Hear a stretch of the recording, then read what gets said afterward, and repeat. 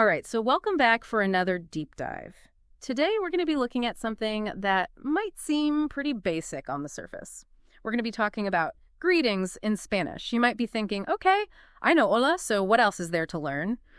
But trust me when I say that there are so many subtle nuances that can make a real difference when you're talking with native Spanish speakers. We're going to be taking a look at this video from Jaime. He's a Spanish teacher. And in this video, he really breaks down not only all the phrases you should know, but also all of the cultural context behind those greetings. And that's where things get really fascinating.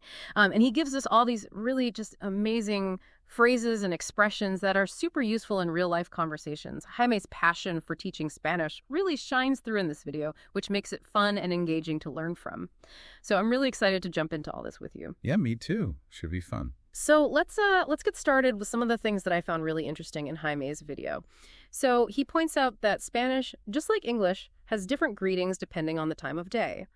But he gets super specific about when you're supposed to use those different greetings, which I thought was really fascinating. Yeah, for sure. Like, buenos días is used from sunrise to noon. That one's pretty straightforward.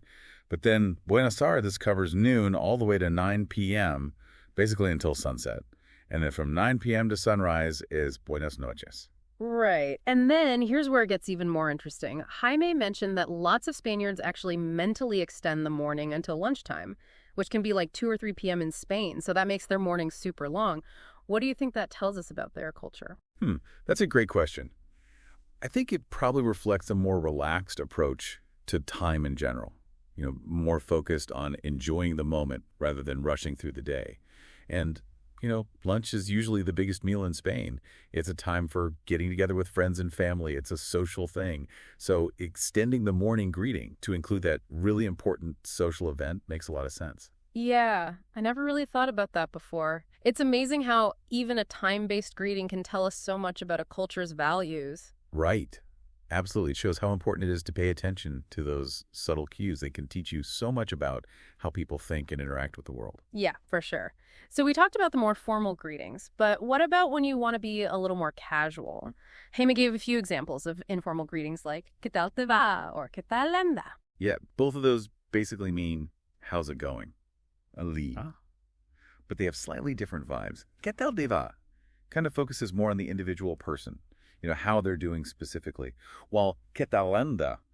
Is more general, like how are things going in a more general sense. Oh, that's interesting. And then there's that phrase, voy tirando. Jaime explained that literally it means I'm pulling, but people actually use it to mean I'm getting by or I'm managing.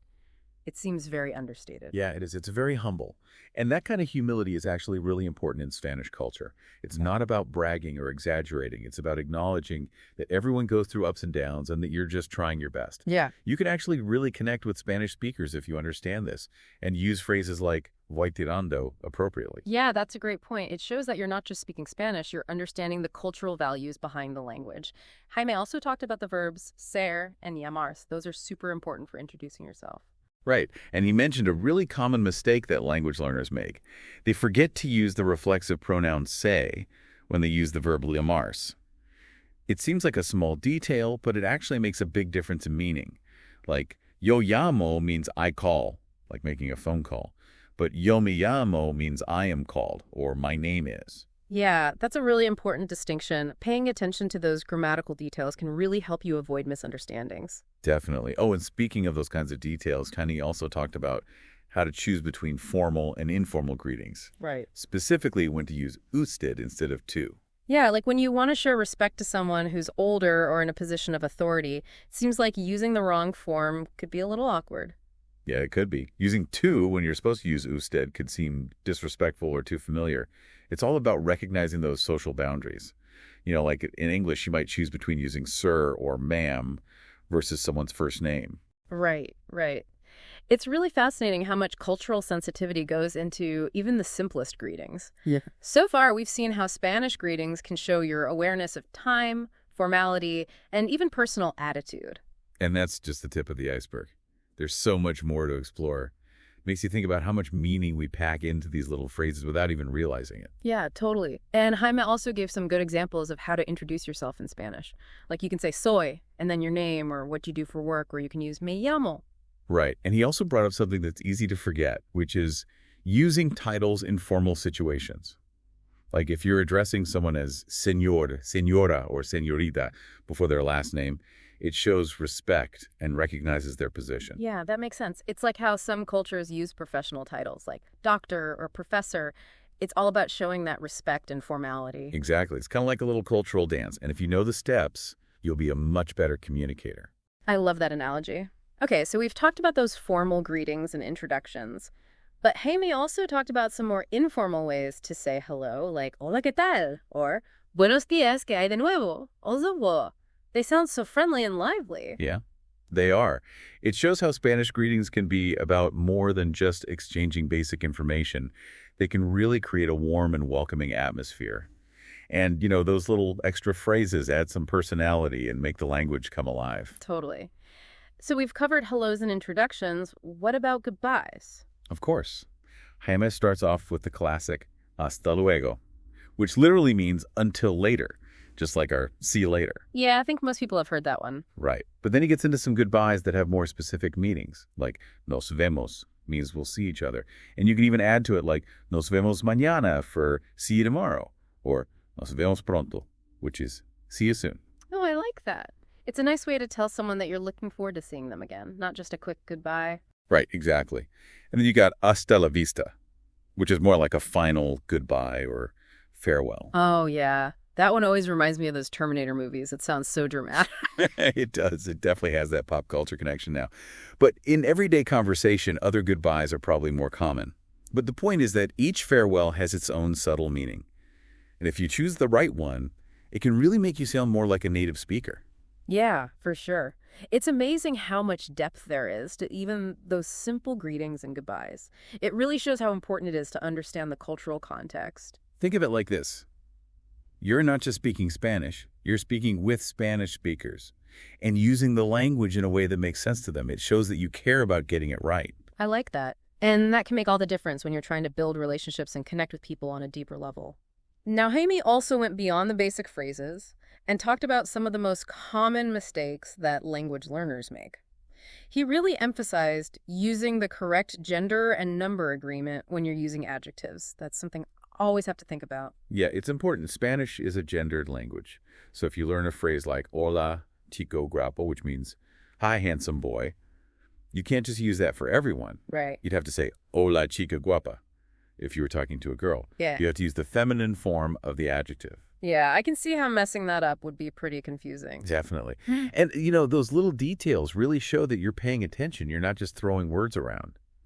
Jaime also mentioned verb conjugations, which can be a challenge for even experienced language learners. Oh, yeah. I still struggle with those. It's all part of the learning process. But the more you practice, the easier it gets. But, what really stood out to me was how Jaime came back to the idea of formality. He gave all these examples of how to address people respectfully in different situations. Yeah, like using the third person in formal settings, even when you're talking directly to someone. So instead of ¿Cómo estás?, you'd say ¿Cómo está usted? It seems a little indirect to me. Yeah, I might feel that way. But it's a way of showing deference and respecting the social hierarchy. You're acknowledging the other person's position. So it's not so much about what you're literally saying, but the meaning behind the words. Exactly. It's like this subtle code of conduct. And it helps you navigate social interactions without any problems. Makes sense. And for introductions in a professional setting, Jaime said it's important to use those formal titles again, like señor, señora, or señorita. So you wouldn't just say, este es Juan, you'd say, este es señor Juan Pérez. Exactly. It adds that extra layer of formality and respect that's so important in those situations. Mm-hmm. It's really fascinating how much those little linguistic choices can tell us about a culture's values and social dynamics. Yeah. It's like every phrase is a tiny window into a whole world of meaning. Learning Spanish isn't just about vocabulary and grammar. It's about understanding the culture that shapes those words and rules and using them in a way that shows respect and authenticity. I love that. And that's what makes learning a language so rewarding. It's not just about communicating. It's about connecting with people, building bridges between cultures, and gaining a deeper understanding of how other people see the world. So well said. Listening to Jaime has made me realize that I still have so much to learn about the Spanish language. Me too. It really is a journey of discovery. And there's always something new to uncover. Jaime's passion for sharing his knowledge is so inspiring. It makes me want to keep exploring and learning even more. Me too. Now, Jaime also talked about how to respond to greetings, which is something I haven't thought too much about. It's one thing to know how to say hola, but it's another thing to know how to keep the conversation going in a natural way. Yeah, definitely. And there are definitely some cultural differences you need to keep in mind. Jaime said that just saying bien, which means good, when someone asks you, ¿Cómo estás? That can sometimes sound a little short or even rude. Really? Why is that? Well, it's like you're expected to say a little bit more to show that you're actually interested in the other person. Just saying bien can sound like you're brushing them off. Instead, Jaime suggests using phrases like muy bien, gracias, or bien, y tú. Adding that little extra bit shows that you're engaged in the conversation. Huh. It's crazy how those small changes in wording can make such a big difference in how people perceive you. It really highlights how important those cultural subtleties are. It does. And Jaime also talked about something we often forget about, which is nonverbal communication. Things like eye contact, facial expressions, and even physical touch. They can be just as important as words when you're communicating. Yeah, for sure. He mentioned that in Spain, friends usually greet each other with a hug or a kiss on the cheek. That might feel a little strange to people from other cultures. Right. And even though that specific custom might not be common in all Spanish-speaking cultures, it shows how important it is to pay attention to those nonverbal cues. It's like adding another layer of meaning to your words. It shows warmth and connection. So even if your Spanish isn't perfect, you can still communicate effectively if you pay attention to your body language. Exactly. It shows that learning a language isn't just about memorizing grammar rules and vocabulary. It's about understanding the culture as a whole and using all the tools at your disposal to connect with people. I love that. Now, what about when you don't understand something or you need someone to repeat themselves? I always feel a little awkward in those situations. Yeah, it can be tricky. But Jaime encourages language learners to just ask for clarification.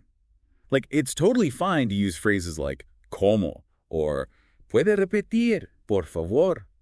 It shows that you're engaged in the conversation and want to understand what's being said. Okay, good. I think language learners sometimes get embarrassed to admit they don't understand, but it sounds like it's completely normal to ask for help. Oh yeah, absolutely. Native speakers appreciate that you're making an effort to learn their language, and they're usually more than happy to help you out.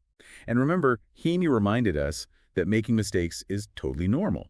It's all part of the learning process. Right, exactly. It's like he's saying, don't be afraid to just jump in and start speaking. The more you practice, the more fluent and confident you'll become. Exactly. So, as we wrap up this part of our deep dive, what's the one thing you'd want listeners to remember about Spanish greetings? I think the most important thing is that learning a language isn't just about memorizing vocabulary and grammar rules. It's about understanding the culture that shapes those words and rules and using language in a way that shows respect, authenticity, and a genuine desire to connect with others. Yeah. It's about understanding the power of human communication and recognizing that language can build bridges and help us understand each other better. Beautifully said. I think Jaime would agree. Now, before we move on to the last part of this deep dive, I want to leave everyone with something to think about. We've seen how Spanish greetings can teach us so much about a culture's values and social norms. So what are some of the unique greetings or expressions in your own language or culture? And what do those phrases tell us about how people interact and view the world? That's a great question.